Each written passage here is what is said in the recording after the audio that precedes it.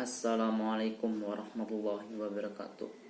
Alhamdulillahirabbil alamin wassalatu wassalamu ala asrafil anbiya'i wal mursalin sayyidina Muhammadin wa ala alihi washabihi ajmain. Pertama-tama marilah kita panjatkan puja dan puji syukur kita ke hadirat Allah Subhanahu wa taala yang telah memberikan nikmat karunia dan hidayahnya sehingga kita semua dapat berkumpul bersama di hari yang berbahagia ini. Sebelum itu, perkenalkan, nama saya Alfi Wisnuwardana. Salawat serta salam tetap tercurahkan kepada junjungan besar kita Nabi Muhammad SAW yang telah menuntun kita dari zaman kegelapan menuju zaman yang terang benderang. Dalam video kali ini saya akan bercerita tentang puasa di bulan Ramadan. Nah, puasa Ramadan adalah ibadah yang wajib bagi setiap umat Islam yang mu'alaf atau telah balik dan berakal, mengetahui awal bulan puasa serta mampu menjalankannya. Perintah untuk berpuasa bulan Ramadan sekaligus keutamaan ibadah ini telah diterangkan dalam sejumlah ayat Al-Quran dan hadis. Di antara yang menerangkan kewajiban berpuasa dan pentingnya ibadah ini ialah firman Allah Subhanahu wa taala dalam surat Al-Baqarah ayat 183 yang berbunyi, A'udzubillahi minasyaitonirrajim, Bismillahirrahmanirrahim. Ya ayyuhalladzina amanu kutiba alaikumus syiyamu kama kutiba alal ladzina min qablikum la'allakum tattaqun. Yang artinya, wahai orang-orang yang beriman, diwajibkan atas kamu berpuasa sebagaimana diwajibkan atas orang-orang sebelum kamu agar kamu bertakwa. Ayat Al-Quran tersebut menjelaskan bahwa puasa diwajibkan terhadap umat Islam sebagaimana diperintahkan para umat soleh lainnya sebelum masa kelahiran, masa kenabian Rasulullah SAW untuk meningkatkan ketakwaannya. Saat menunaikan ibadah puasa Ramadan, umat Muslim wajib menahan diri dari lapar, dahaga, serta aneka perbuatan yang dapat membatalkan puasa, mulai dari terbit fajar sampai terbenamnya matahari atau maghrib. Tentunya hal ini untuk meningkatkan ketakwaan seorang muslim. Pengertian serupa juga dijelaskan dalam kitab Subul As-Salam yang berbunyi, menahan diri dari makan, minum, jima, dan lain-lainnya yang telah diperintahkan kepada kita untuk menahannya sepanjang hari kita menuntut cara yang disyariatkannya. Demikian pula perintah menahan diri dari ucapan yang diharamkan atau dimakruhkan, karena ada hadis-hadis yang melarang itu semua berdasarkan waktu dan syariat-syariat yang telah ditetapkan. Secara harfiah, ibadah puasa Ramadan dilakukan sepanjang bulan suci Ramadan dengan jumlah sekitar 20 hingga 30 hari. 29 hingga 30 hari.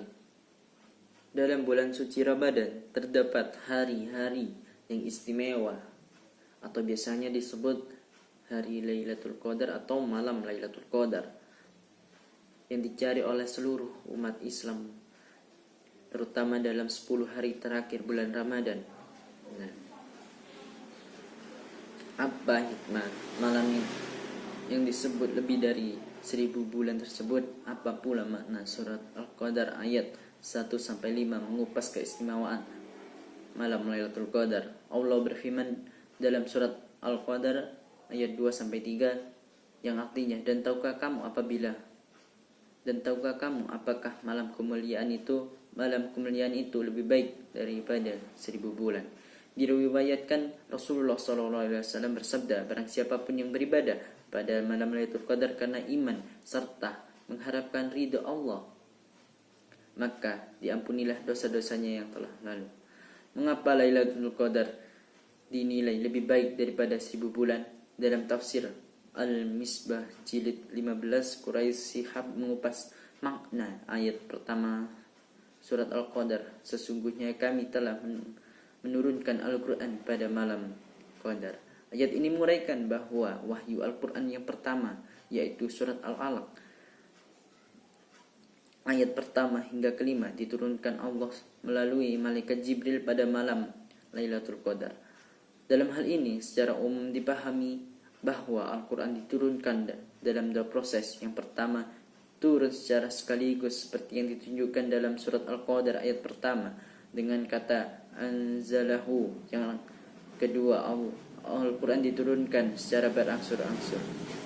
Dalam tahap pertama, Al-Quran turun secara langsung. Ini terjadi dari Allahu al-Mahfuz ke langit dunia atau Bait al-Izzah.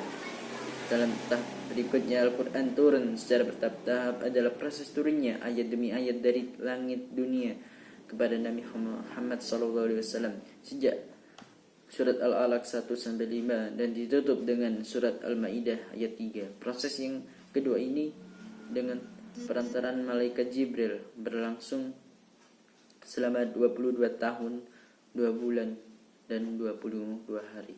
Malam Al-Qadar yang menjadi waktu turunnya Al-Quran tersebut dilukiskan sebagai lebih baik dari 1000 bulan. Apapun upaya manusia untuk mendedah malam Al-Qadar di dunia tidak akan mampu untuk mengungkapkan keindahan hakikinya yang merupakan rahasia Allah Subhanahu wa taala. Oleh karena itu, sebaik-baiknya umat muslim pada saat malam Lailatul Qadar adalah umat yang selalu bertakwa dan berdoa dan berzikir dan memohon ampunan Allah Subhanahu wa taala. Dan kita lanjut, apa itu makna malam Lailatul Qadar? Lalu apakah itu makna Al-Qadar menurut Quraisy Shihab Al-Tafsir jilid 15? Setidaknya terdapat 4 pendapat ulama terkait hal ini, yaitu Al-Qadar yang bermakna sebagai penetapan, pengaturan, kemuliaan dan sempit. Makna pertama, malam Al-Qadar adalah malam penetapan, merujuk pada surat Ad-Dukhan 3-4. Sesungguhnya kami menurunkannya pada malam yang diberkahi, sungguh kamilah yang memberi peringatan. Pada malam itu dijelaskan segala urusan yang penuh hikmah. Makna kedua, malam pengaturan, karena Allah pada malam turunnya Al-Quran tersebut Allah mengatur strategi bagi Nabi Muhammad SAW mengajak manusia mengambil jalan kebajikan.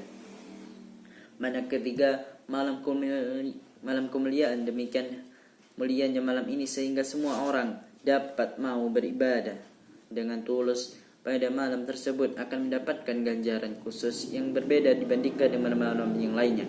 Selain itu, malam ini memungkinkan seseorang untuk meningkatkan derajat pengetahuan ilahinya yang menghabiskan malam Al-Qadar dengan berdoa dan bertaubat. Makna berikutnya atau makna yang terakhir adalah sempit. Ini adalah penerbangan begitu banyaknya malaikat yang turun dan pada malam turunnya Al-Quran ini sehingga bumi menjadi penuh sesak bagaikan sempit. Diriwayatkan Nabi Muhammad SAW bersabda, jika datang Lailatul Qadar, turunlah malaikat Jibril dengan satu rombongan besar dan untuk menyampaikan salam sejahtera pada malaikat itu, berselawat kepada setiap hamba yang sedang berdiri atau duduk berzikir mengingat Allah. Hadis riwayat Baihaqi. Demikian yang dapat saya sampaikan. Apabila ada perkataan yang tidak berkenan di hati para pendengar semua, saya meminta maaf yang sebesar-besarnya. Saya akhiri, wabillahi taufiq wal hidayah. Wassalamualaikum warahmatullahi wabarakatuh.